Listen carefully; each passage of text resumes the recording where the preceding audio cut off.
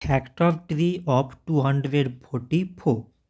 So 244, it can be written as 2 times 122.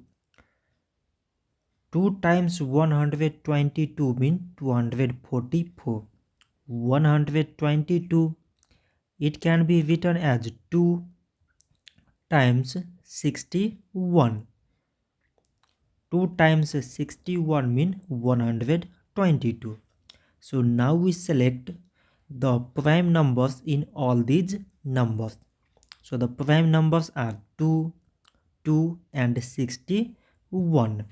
So we can write 244 is equal to product of all these numbers, that is 2 times 2 times 61. So this much for today and thanks for watching.